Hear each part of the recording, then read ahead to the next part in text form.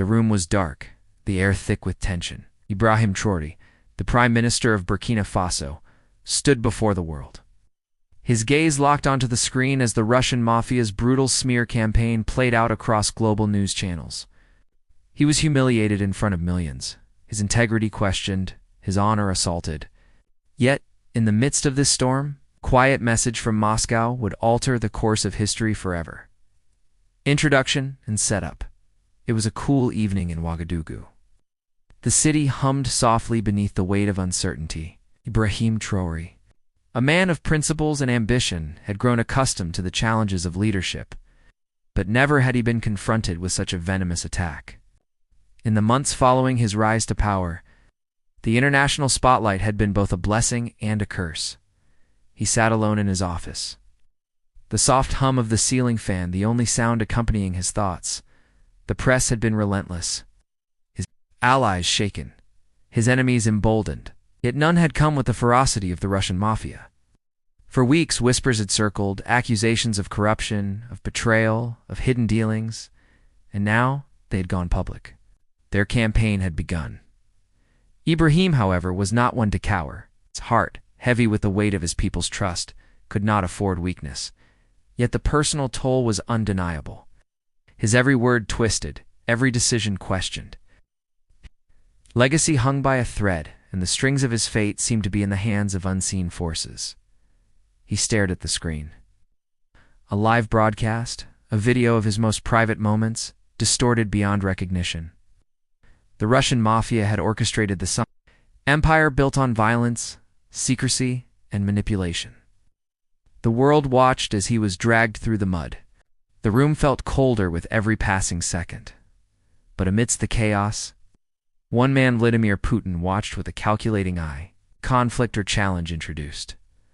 The Mafia's campaign was no accident. Launched a coordinated strike. Launched. From the shadows of global power, Traore knew it, and it gnawed at him. He had long fought against the forces that sought to manipulate the African continent for their own gain. Now he was facing the Russian Mafia, a sinister group known for their ruthlessness and political maneuvering. Their reach was vast, their resources seemingly unlimited.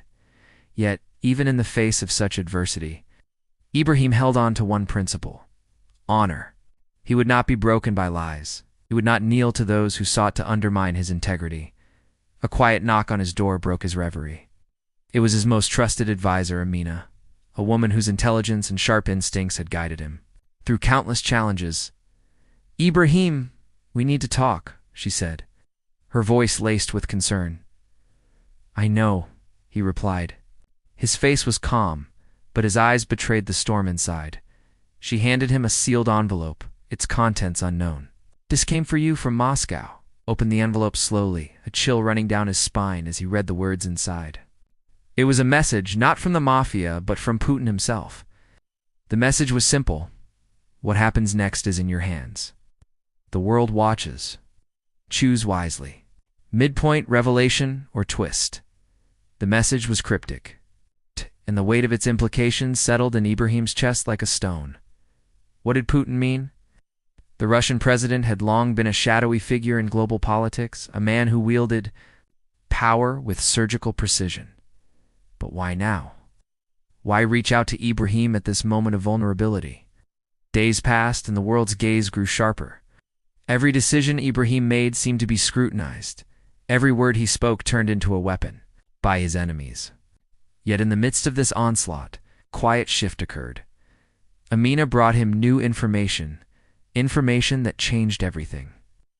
She had uncovered a covert operation, one that tied the Russian Mafia's campaign directly to corrupt factions within the Burkina government. The Mafia wasn't just attacking Ibrahim. They were attacking his country, his people, and the ideals for which he had fought. Ibrahim's heart pounded in his chest as the revelation unfolded. The Mafia's power reached deeper than he had ever imagined, and Putin's message was no longer just a cryptic warning. It was an invitation to play a dangerous game of power and influence. But what did Putin want? Did he truly see Ibrahim as an ally? Or was he simply another pawn in a global power struggle? Climax emotional breakthrough. The tension reached its breaking point. Ibrahim stood at the edge of a precipice, the world watching, waiting for him to fall. His reputation was in tatters, his every move met with skepticism and doubt. The pressure of leadership, of the fate of an entire nation, was a weight that threatened to crush him. Then came the moment of truth. In a bold move, Ibrahim addressed the nation. His voice was steady, his words measured. He acknowledged the corruption, the infiltration of foreign powers, and the chaos that had been sown by his enemies.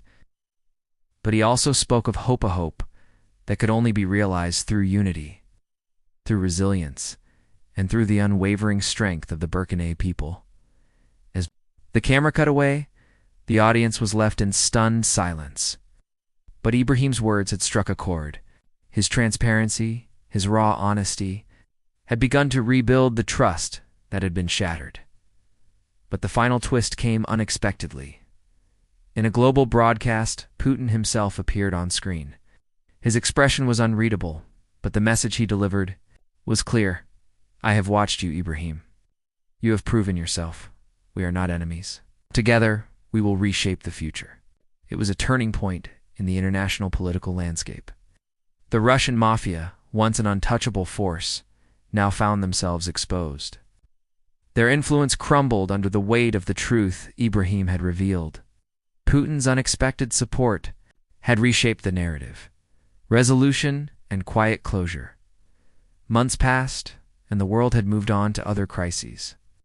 But for Ibrahim, the battle was far from over. His journey had been one of self-discovery, of rising from the depths of humiliation, to stand tall as a leader, not just of a nation, but of a movement. He walked alone through the streets of Ouagadougou one evening, the setting sun casting long shadows on the ground. The air was still, but a quiet sense of peace had settled over him. He had not only overcome the Russian Mafia's attacks, but had also emerged stronger, more resolute than ever. In the distance, a group of children played, their laughter echoing through the streets. Ibrahim paused for a moment, watching them, feeling the weight of his responsibilities lighten, even if only for a moment. He was no longer just a leader. He was a symbol of resilience, of the unbreakable spirit of Burkina Faso. And, as the sun dipped below the horizon, Ibrahim Traoré knew that his true battle was just beginning. But for the first time in a long while, he was ready. Call to action for YouTube. If this story touched your heart, consider subscribing for more inspiring tales of hope, healing, and unexpected kindness. Hit the like button and share this with someone who needs it today.